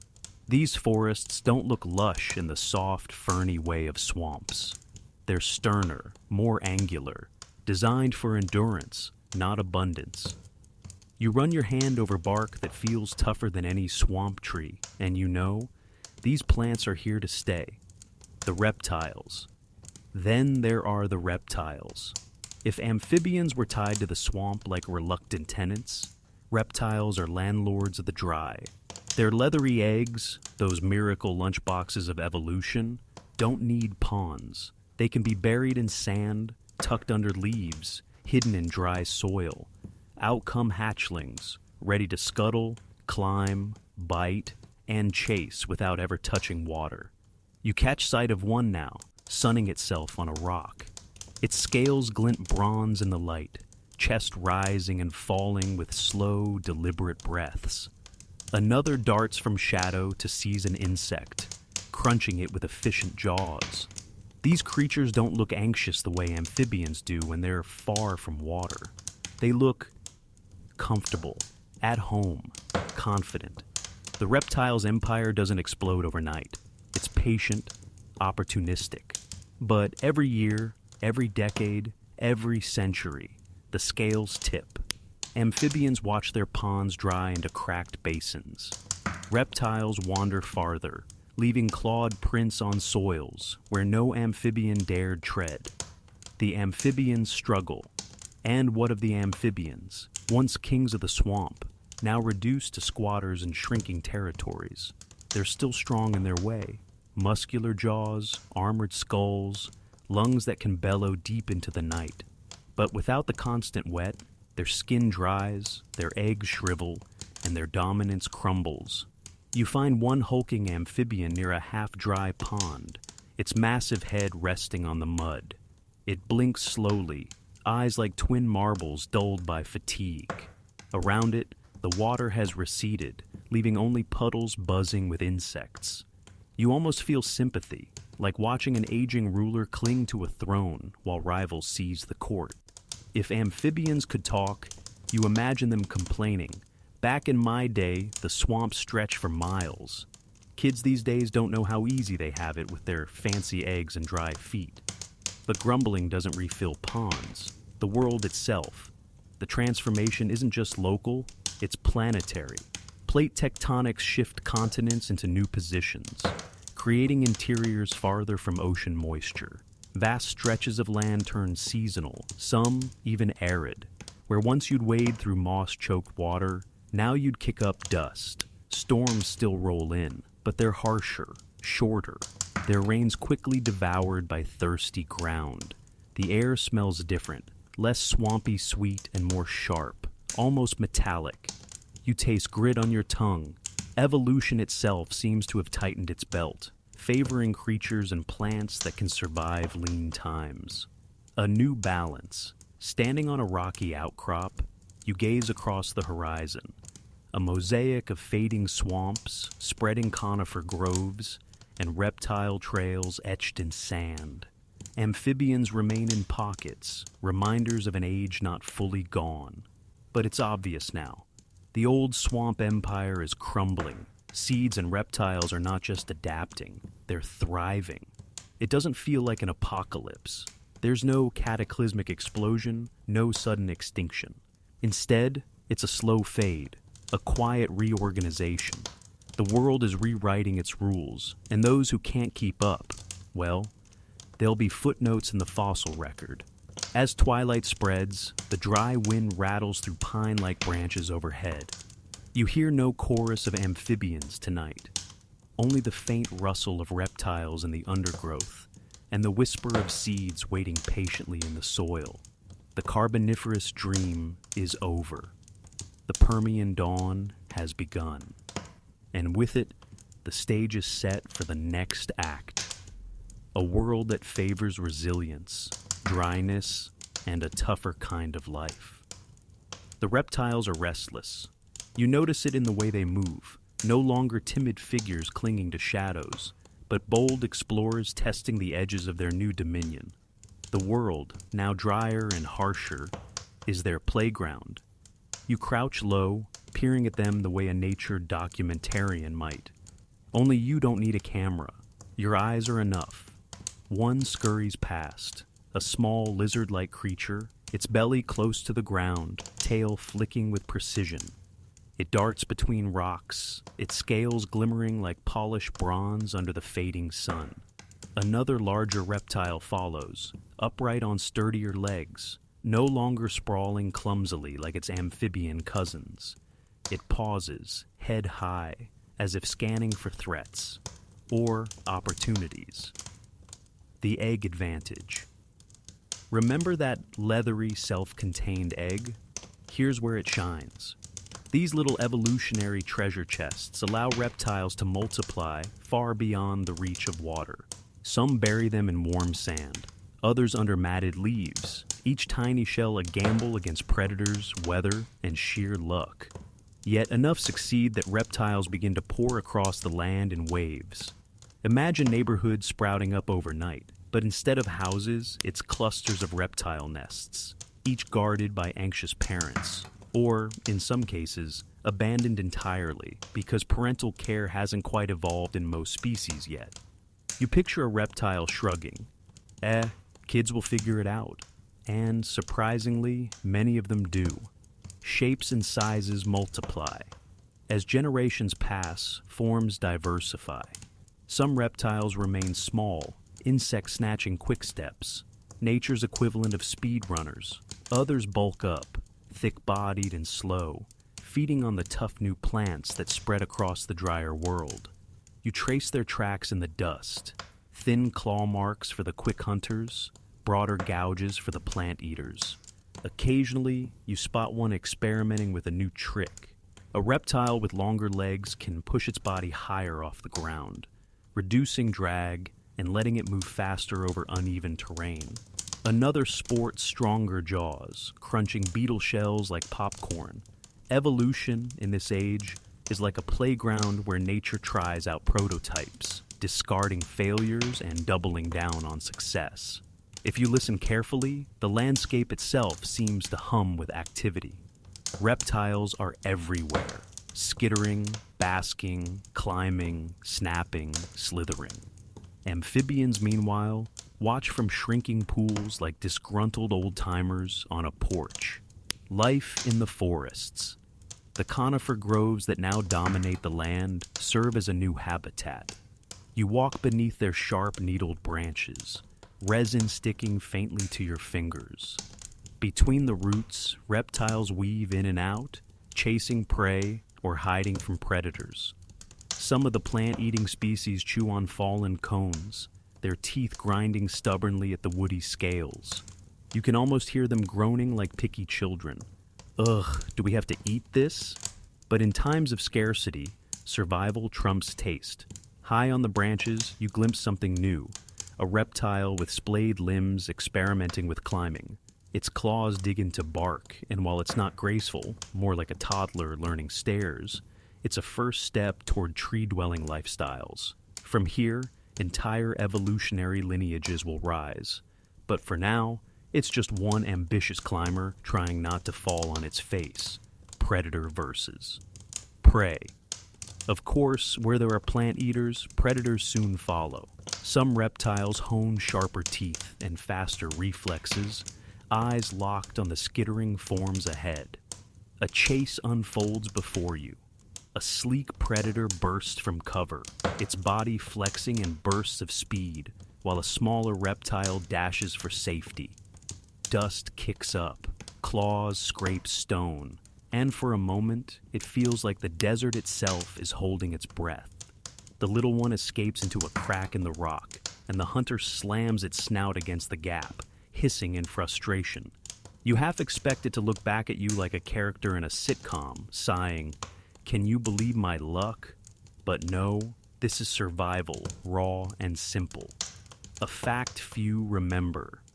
Here's a quirky truth. Early reptiles didn't roar or hiss dramatically. Their voices were small, sometimes non-existent. Most of their communication came through body language, tail flicks, head bobs, and displays of posture. Imagine an entire soap opera acted out silently, with lizards giving each other attitude by arching their backs or waving their tails.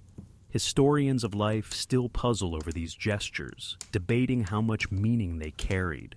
Were they warnings, courtship dances, or just reptilian sass? The fossil record doesn't say. The bigger picture. As you stand there, taking it all in, it becomes clear. Reptiles are no longer a footnote, they're center stage. Amphibians fade into supporting roles. Seeds quietly orchestrate the backdrop, and reptiles are the actors with speaking lines. Well, gesturing lines anyway. From this moment onward, the land will never again be free of their influence. They will split, multiply, experiment, and flourish. Some will shrink to palm-sized scurriers. Others will swell to giants that darken the horizon. You're witnessing the very beginning of that story, the dawn of a dynasty. The wind shifts, carrying a dry rustle through the pines. You follow it, footsteps crunching over brittle needles. In the distance, you glimpse silhouettes moving, larger than any reptile you've seen so far. For a heartbeat, your breath catches. Something new is stirring, and you're about to meet it. You thought the scurrying lizards and bark-scraping climbers were impressive, but then, as you step out from the resin-scented shade of the conifer groves into a stretch of open scrubland, the ground itself trembles faintly beneath your feet. Not in the sharp jolt of an earthquake. No, this is rhythm, pulse, the sound of something heavier walking nearby. Your eyes lift, and there it is. A reptile larger than anything you've yet seen. Its body is broad, legs stout and muscled, carrying its weight more upright than the squat scuttlers of before. Its head turns slowly, eyes gleaming like dark glass marbles. Each breath gusts from its nostrils like the sigh of an old forge. the rise of size. This is no accident. The shift toward giants is nature's new experiment. With drier climates and tougher plants, some reptiles discovered that getting bigger offered advantages. Stronger jaws to grind the woody cones and seeds of conifers, larger guts to process tough plant matter, greater strength to ward off predators. And, let's be honest, sometimes being massive just intimidates your neighbors. Picture the smaller reptiles muttering as this newcomer lumbers past. Oh, great, now we're all background characters? Why grow huge? There's a trade-off, of course. Being big means you need more food, more space, and slower movements. But the reward? Once you reach a certain size, predators stop bothering. It's like being the kid who always got picked last in dodgeball. Until suddenly, you're the only one who can throw the ball across the gym. Evolutionary scientists today still debate exactly how quickly these body sizes increased. Some argue it was gradual, others suggest bursts linked to climate shifts and food availability. The fossils whisper hints but keep their secrets close. What's clear is that, by this era, reptiles were beginning to push boundaries in ways that would echo for millions of years. The plant-eating titans. You walk closer, careful not to spook anything that could flatten you like a dropped backpack. And notice its diet. This lumbering reptile lowers its head and snaps at a conifer branch, grinding needles and bark in slow, patient bites. Behind it, a smaller herd grazes with equal focus, their wide torsos swaying side to side. Yes, a herd. The reptiles aren't just scaling up individually, they're learning the advantages of gathering. Numbers offer safety. A cluster of broad-bodied herbivores, each the size of a sofa, presents a wall of determination no lone predator wants to test. If you squint, you might even imagine these herds marching with the rhythm of elephants, though with less trumpeting and more silent chomping. The sound is steady, like hundreds of ancient paper shredders gnawing away at the forest edge. Predators catch up, but size alone can't guarantee safety forever. Where prey fattens up, predators follow. Not far from the grazing herd, you spot movement. Sleeker reptiles, longer-legged, with jaws lined for slicing. They stalk the edges, eyes bright with hunger, waiting for a calf to stray or an elder to falter. It's the eternal arms race. Bigger herbivores invite stronger hunters, who in turn push herbivores to adapt further. The cycle spins endlessly, driven by hunger, chance, and opportunity. One predator breaks cover, sprinting with a surprising burst of speed. The herd reacts, slow but coordinated. They bunch together, tails lashing like battering rams. Dust clouds rise as predator and prey clash in a short, violent standoff. The hunter retreats, tail dragging, jaws snapping in frustration. The herd marches on, unshaken. A curious fact. Here's something people rarely realize. Many of these early giant reptiles weren't truly enormous by dinosaur standards. They were the warm-up act, couch-sized, not bus-sized. Still, in a world previously ruled by amphibians and lizard-like scurriers, even a 2-meter-long plant crusher was a revolution. Paleontologists still argue about where to draw the line. Was this the true birth of giant reptiles, or just a rehearsal for the colossal dynasties to come? The debate continues, lively as ever, because fossils tell us size but not swagger. And you know, swagger counts. The landscape feels different. With giants in the picture, the land itself feels transformed. Trails widen where herds move repeatedly, flattening shrubs and carving new paths through forests. Scrublands open into plains as grazing pressure reshapes ecosystems. Even the silence changes, where once you'd hear the constant chorus of amphibians, now it's punctuated by heavy footfalls, the creak of massive bodies shifting, the thud of tails against soil, and overhead, the sun glares hotter than before, the dry wind carrying the smell of resin and dust. It feels as if the planet itself is holding its breath, watching its new champions rise, foreshadowing the future. As night falls, you find yourself beside one of the tracks left by these giants. The footprint is wider than your chest, the impression so deep it collects what little rain has fallen. You sit there, legs dangling in the shallow pool, gazing at the stars above. You know, somewhere in your bones, that this is just the beginning. The true age of reptiles hasn't arrived yet. These are pioneers, bold steps on the road toward creatures so vast, they'll shake the earth with every stride.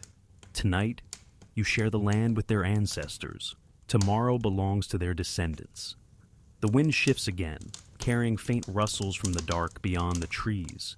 Shadows move, some small, some far larger than you'd like to guess. You lean back, exhale, and smile wryly. Well, at least there aren't any parking fees out here. But make no mistake, the world is tilting toward the giants. The giants may be stomping onto the stage, but don't let their swagger fool you. The real power shift is happening quietly, almost invisibly, beneath your feet. Every crunch of soil, every gust of wind carries with it the tiny messengers of the future, seeds. You pause along a rocky ridge and crouch low, brushing your hand across the ground. It's littered not just with dry needles and cones, but with countless seeds, each a capsule of possibility. Unlike spores that needed soggy swamps and endless luck, these little time travelers can wait. They lie dormant until the moment is right. A patient army biding its time. The architecture of survival. Here's the genius of seeds, protection, and portability. Each one is like a survival kit in miniature. Embryo, food supply, armor. Drop it in sand, bury it in leaf litter. Let it drift on the wind. It doesn't matter. So long as the right conditions eventually come, life bursts forth. This means plants no longer depend on constant moisture. They spread into places their spore-based ancestors would never dream of. Rocky hillsides, windswept plains, even the dry interiors of continents, seeds claim them all. You run your fingers over the cones of conifers hanging above, heavy, rough, resin-sticky. Inside, countless seeds wait, ready to ride the breeze or the belly of a reptile. If you squint, the trees themselves look smug, like landlords with a perfect lease agreement. Pay rent in sunlight and space, and we'll handle the rest. Forests of a new kind.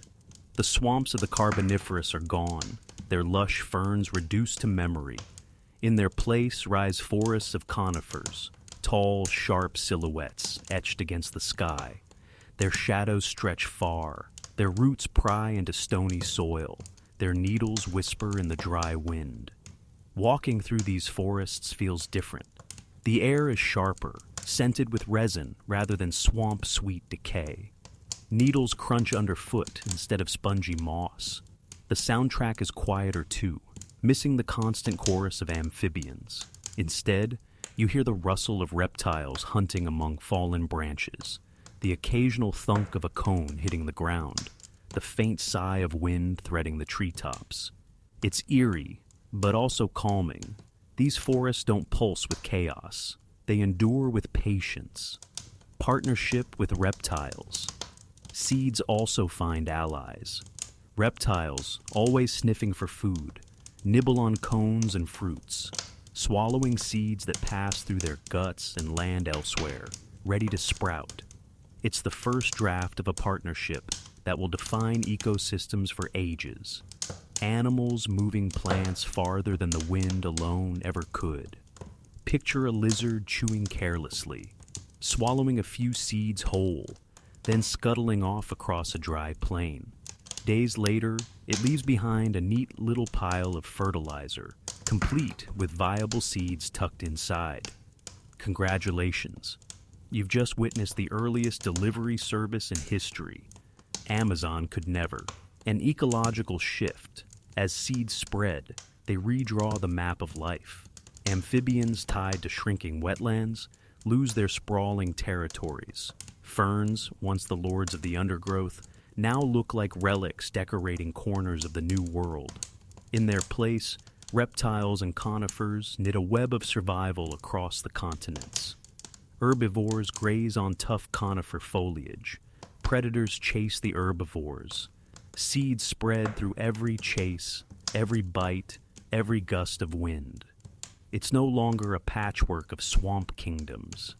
It's a connected system, tougher, leaner, and more resilient. A lesser-known truth.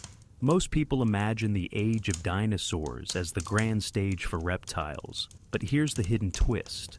None of that would have been possible without seeds laying down the foundation first. No seeds, no stable forests. No stable forests, no giant reptiles. In a way, the giants of tomorrow owe their existence to these tiny, unassuming capsules of life. Historians of nature still debate which group of seed plants first took center stage, but the consensus is clear. Once seeds entered the script, there was no going back. A modern comparison. Think of seeds as nature's version of Wi-Fi. Before, life had to stay plugged in, spores needing constant moisture, just like old desktop computers needed a cable. Seeds. They cut the cord. Suddenly life is mobile, flexible, reaching places that once seemed impossible. And much like Wi-Fi, once you get used to it, you can't imagine the world without it. Closing the scene. You sit under a towering conifer, leaning your back against bark rough enough to scratch your shirt. Above you, branches sigh in the breeze, scattering needles that drift down like ancient confetti. Between them, stars prick the deepening sky, each one looking suspiciously like another seed waiting to fall. The world feels stable now, almost settled. Amphibians linger, reptiles roam, giants loom on the horizon. But the seeds, silent and tireless, are the true architects of this new earth. They don't demand attention, yet everything depends on them. You close your eyes, letting the resin-scented air fill your lungs. The rustle of needles becomes a lullaby, steady, eternal. For the first time in this long journey, you sense not just survival, but permanence. Life has planted its flag on land, and that flag is a seed. The world exhales, and the breath is dry. Where once you waded knee-deep in swamp water, now you squint against blowing dust. The planet has tilted its face toward aridity, and everywhere you look, land stretches farther and harsher than before. You walk across a plain, cracked into a mosaic of baked earth, each fissure wide enough to swallow your boot. The air tastes of grit. The horizon shimmers with heat. Even the shadows seem brittle, as if they might snap if you leaned on them. The expansion of drylands. This isn't a local drought, it's a global transformation. Continents have drifted, colliding and reshaping into vast interiors far from the ocean's moist breath. Rain clouds form reluctantly, and when they do, they vanish quickly, their offerings drunk by thirsty soil.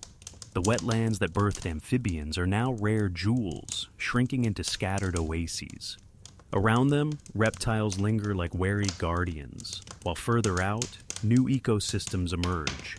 Stretches of scrubland dotted with hardy conifers, rocky hillsides where only the toughest shrubs cling, and, most striking of all, early deserts, seas of sand and stone under a relentless sun.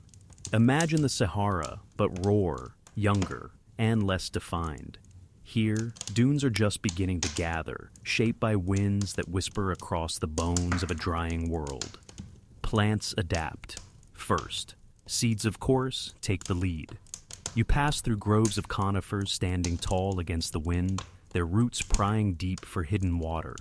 Smaller shrubs cluster between rocks, their needles sharp, their bodies compact, hoarding every drop of moisture. In some patches, primitive grasses and fern-like holdouts form carpets near streams. But these are fringe dwellers now, like stubborn tenants who refuse to leave when the neighborhood changes. The landlord's seeds own the land. You bend low to examine one shrub, its cones no bigger than your thumb. Inside, seeds wait with a patience that borders on arrogance. These plants know the truth. Rain may fail, rivers may vanish, but as long as one drop finds the soil eventually, they will endure. Reptiles as desert pioneers. The reptiles follow. You watch one basking on a rock, its body pressed flat to absorb the morning heat. Another darts into a crevice, escaping the midday blaze. Their scales shimmer, not just decoration, but armor against drying air. Some are small insect hunters, snapping up beetles that scuttle through the dust. Others are sturdier, plant nibblers built to survive on sparse foliage. The larger ones, broad-backed and slow, lumber through the dry lands like living tanks, pausing at rare water holes to drink. They thrive here in ways amphibians never could. Without reliance on water for eggs, reptiles stride confidently into the heart of dryness. Their prints etch the sand, trails that stretch farther and farther each year. Amphibians fade away. And the amphibians? You see fewer now. A giant armor-headed relic wallows in a shrinking pool, eyes glazed and skin cracking under the sun. Around it, tadpoles squirm in puddles that may not last another week. You almost want to hand them a bottle of sunscreen and a glass of iced tea. But the truth is harsher. Their era is slipping away. They belong to the water, and the water is retreating. Evolution does not negotiate rent. It simply evicts. A forgotten fact. Few people realize how much the Permian world, this dry expanse, shaped everything that followed. The dinosaurs, the mammals, even us, all trace our roots back to creatures forged here in the crucible of dryness. The swamps may have birthed land life, but the deserts refined it, toughened it, tested it. Some historians of life argue that without this global drying, reptiles might never have risen so completely. The debate continues, as debates always do, but the fossil record leans heavily in favor of aridity as the great selector. A modern comparison. Think of this transition like moving from a cushy apartment with free heating and endless water to a bare-bones studio where you have to pay for everything. Tough, yes. But those who learn to budget, to stretch resources, to innovate, become stronger in the long run. The reptiles are those tenants, amphibians. They're the ones still complaining to the landlord about the broken faucet. The mood of the land. At dusk, you climb a ridge overlooking a dry valley. The last light spills over jagged rocks, painting them copper and gold. A conifer grove gathers at the base, their shadows long and solemn. Between them, you glimpse reptile silhouettes moving in deliberate rhythm. There is a strange peace in this new world. The chaos of the swamps is gone. In its place, silence, stability, and a sense of permanence. The dryness strips life to its essentials, leaving only those who can endure. You breathe in, cough once at the dust, and chuckle softly. Guess I should have brought chapstick. The wind doesn't answer, but it carries with it the faint whisper of sand shifting, reshaping, preparing the canvas for the giants yet to come. The world of dry lands has arrived, and it is here to stay. The air feels heavier now, not with water, but with silence. You step onto land that once teemed with croaks, chirps, and buzzing swarms, only to find it strangely subdued. It's as though the earth has lowered the volume knob, and entire voices in its ancient choir have gone missing. The shrinking of swamps. The wetlands that nurtured amphibians and fern forests are drying into cracked basins. What was once a tangled green carpet of horsetails, ferns, and club moss towers is reduced to brittle stalks, crumbling like old parchment at your touch. Pools shrink into dark stains on the earth, sometimes vanishing altogether overnight. You imagine someone draining a bathtub and watching the last stubborn whirlpool swirl down the drain. That's what's happening to their world, and with it, their survival. Winners and losers. On the edges of these fading pools, you see amphibians. once rulers of the marsh, struggling. Their skin, built to absorb moisture, cracks like cheap paint under the dry air. A few drag themselves desperately toward the last muddy pockets, but their spawn is doomed. Eggs that once swelled in abundance now lie shriveled, their jelly sacs drying before a heartbeat can begin. Nearby, reptiles seem almost smug. They sun themselves on stones, as if mocking the plight of their cousins. Their eggs sit safely in sand or soil, sealed in shells that laugh at drought. The balance tips, and you can feel it in your bones. Plants falzu. It isn't just animals. The once dominant forests of lycophytes and giant ferns, which reach 10 stories into the sky, now falter. Their shallow roots cannot find enough water. They topple in slow motion, their trunks hollowed, their spores too fragile for this new world. In their place, sturdier plants rise, conifers with cones armored like vault doors, seeds ready to sleep for years if necessary. You crouch and hold one in your hand, and it feels like holding the future itself, compact, durable, utterly self-sufficient. Vanishing creatures. This is the Earth's first great ecological shakeup, the earliest whispers of what paleontologists later call a mass extinction. It doesn't come in a single cataclysmic moment, no comet, no sudden firestorm, but in a slow, grinding attrition. Whole lineages of amphibians wink out. Certain fish that thrived in swampy channels vanish too, their specialized niches gone. Even some insect lineages, massive dragonflies with wingspans wider than your outstretched arms, disappear as the balance of oxygen and habitat changes.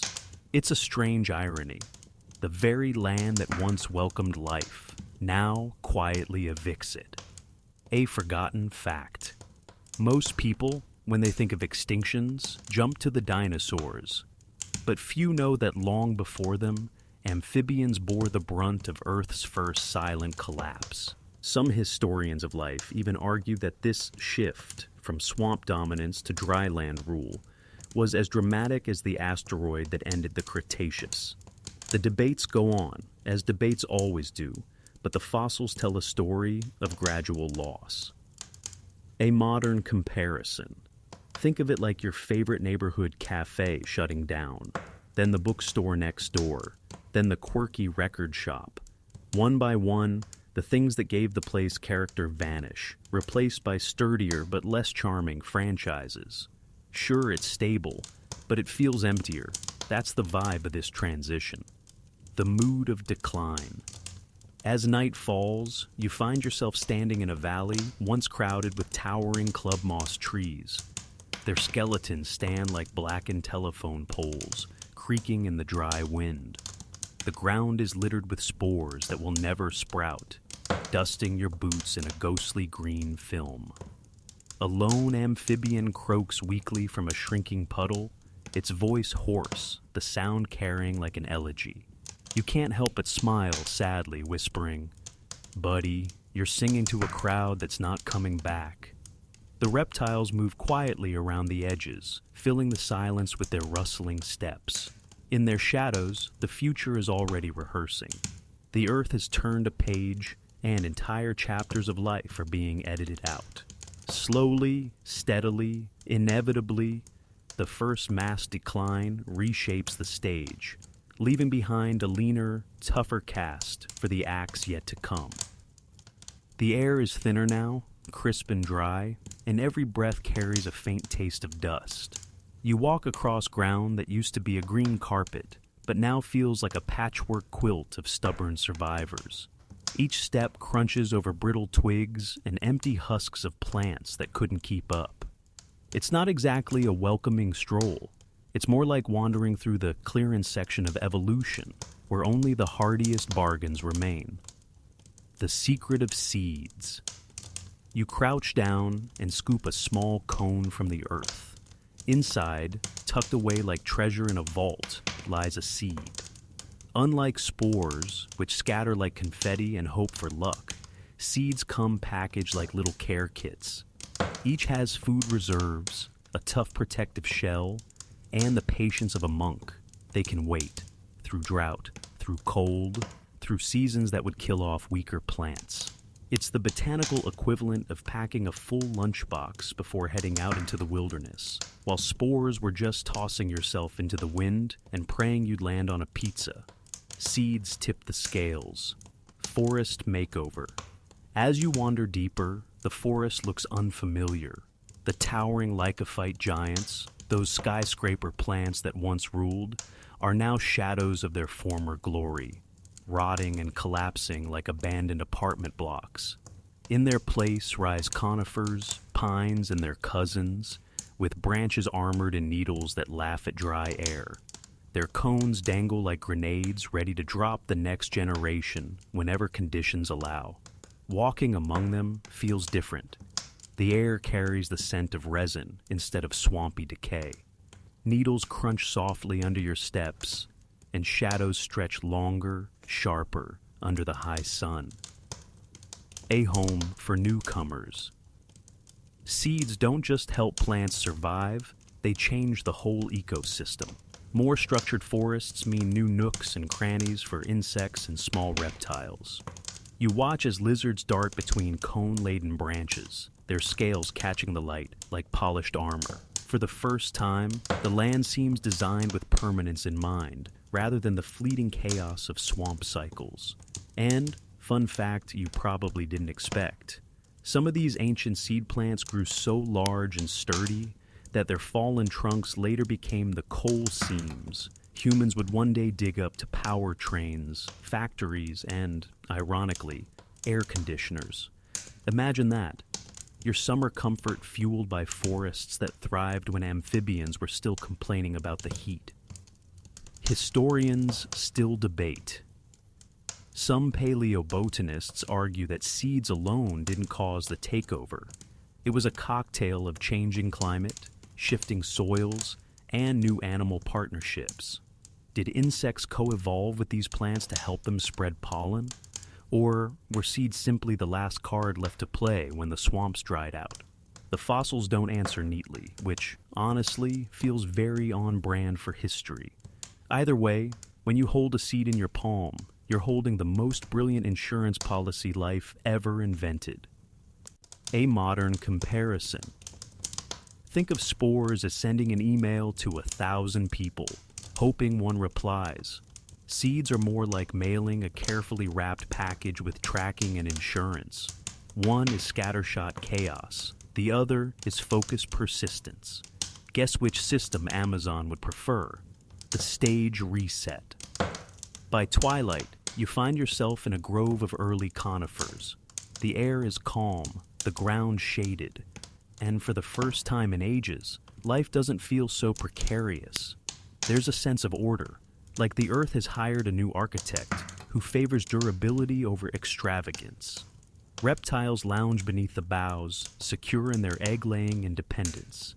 Insects scuttle busily, already exploiting every crack and crevice. And above it all, cones hang heavy, quietly promising that whatever happens next, this lineage will endure. You lean back against the trunk, resin sticking faintly to your hand, and sigh. Seeds have secured the future. They have turned survival from a lottery into a strategy, rewriting the rules of who gets to call this land home. And somewhere in the wind, almost like a whisper, the earth seems to murmur, "Game on." The forest hums, not the low croak of amphibians or the rustle of reptiles, but a new kind of music, one stitched together by wings, clicks, and buzzes. You pause beneath the conifers, tilting your head, and realize the air itself has filled with motion. The first sky colonizers, insects, small as they seem now, are staging their golden age, while amphibians gasp at shrinking puddles and reptiles pace the dry earth. Insects claim the open sky. You lift your gaze, and there, gliding between shafts of light, is a dragonfly the size of a hawk. Its wings shimmer like stained glass windows, each beat echoing like the gentle thrum of a helicopter. This giant Meganeura rules the air, with wingspans stretching nearly a meter. It plucks prey out of the sky and water like a casual grocery run. To you, it feels less like an insect and more like a miniature fighter jet in organic disguise. The crawling majority. On the forest floor, beetles clamber over fallen needles. Ant-like creatures tunnel through soft soil, carving the first subterranean networks that will one day evolve into the complex societies you know. Spiders lurk in their silken traps, catching anything foolish enough to fly too close. Every crevice, every rotting log, every cone seems alive with legs and wings. And here's the kicker. Insects become the first creatures to truly dominate the planet by sheer numbers. For every reptile, for every amphibian, for every plant, there are thousands of insects. You're not walking through a reptile world or a plant kingdom anymore. You're in an insect empire. Why so big? You may wonder, why are some insects so enormous? The answer hides in the air you're breathing. Back then, Earth's atmosphere brimmed with oxygen, more than today.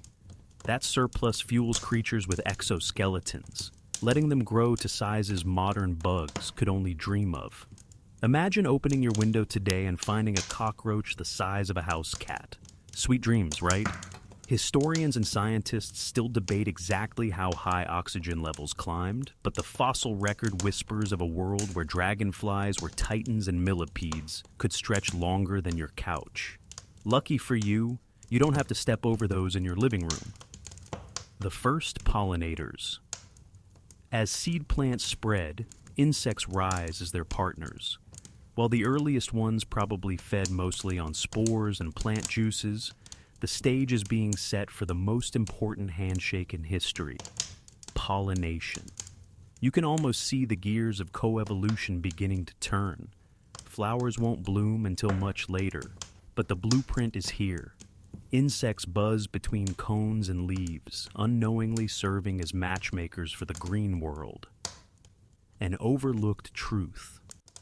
Most people think of dinosaurs as Earth's ultimate rulers. Few realize insects have outlasted them, and almost everything else. In fact, some entomologists argue insects have never lost their throne. They've simply learned to keep it quiet. After all, what better way to rule than invisibly, from every corner of land, air, and water? A modern comparison picture. Times Square on New Year's Eve, crowds crammed shoulder to shoulder, lights flashing, noise filling every inch of air. That's the Carboniferous and Permian forests. Except the revelers all have 6 legs, compound eyes, and a tendency to bite. You're basically standing in the middle of the first global insect rave. The mood of the forest. Dusk descends, but instead of quiet, the forest comes alive. Chirps, buzzes, and clicks weave together like an alien orchestra. Giant dragonflies sweep overhead, their shadows flickering across the needles. Beetles march in endless columns, each step clicking faintly against the bark. Spiders repair their webs in silver threads that catch the moonlight. You lean against a tree and smile, half in awe, half uneasy.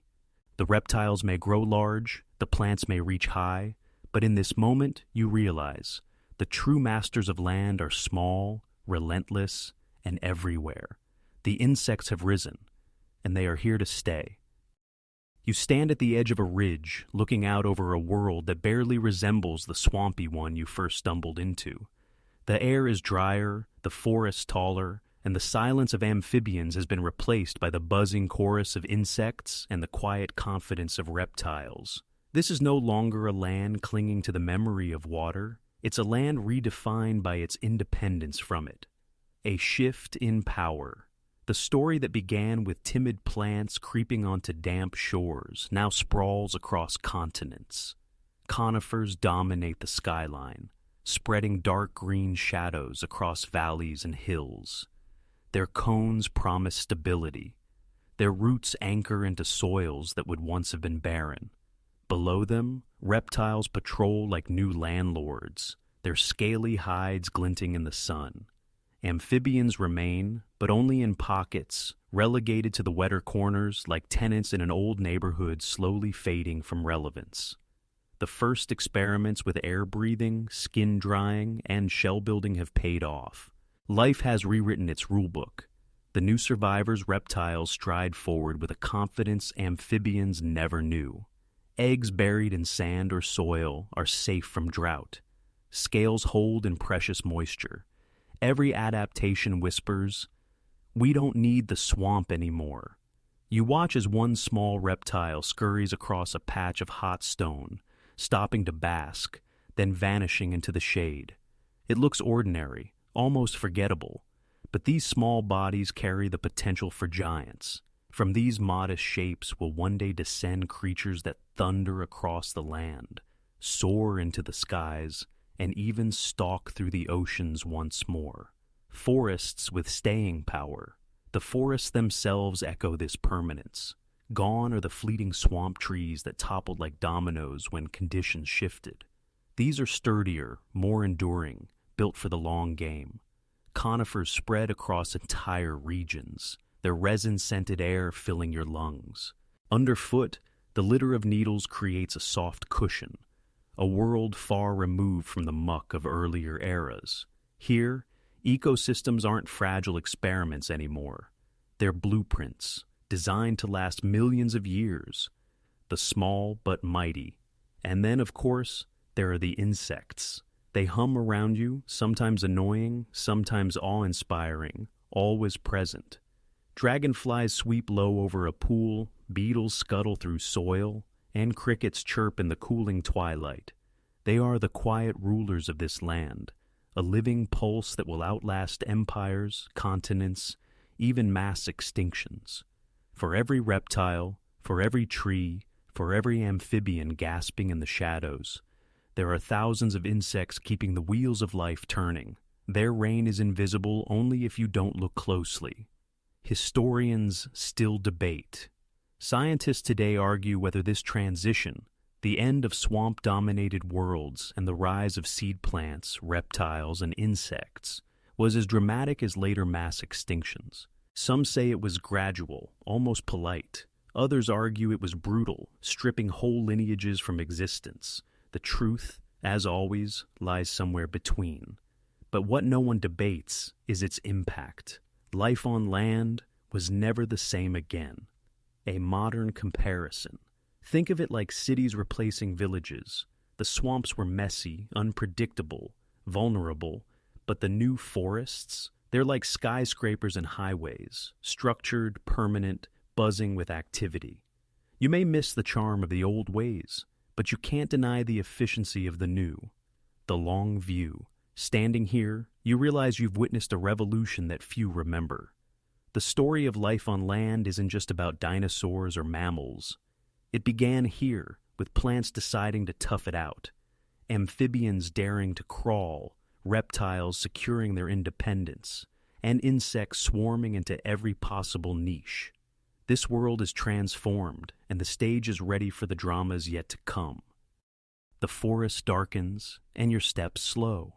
The insects soften their song, crickets weaving a gentle rhythm that feels almost like a lullaby.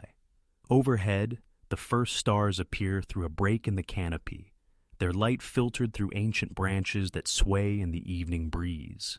You sit down against a resin-scented trunk.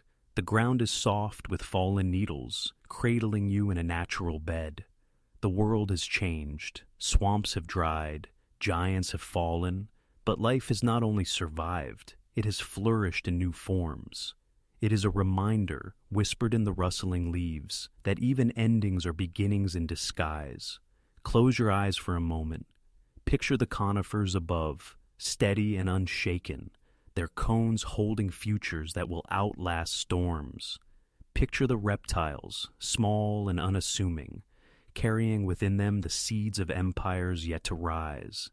Picture the insects, tireless and innumerable, quietly ensuring that life's machinery never falters. The night air cools, wrapping you in calm.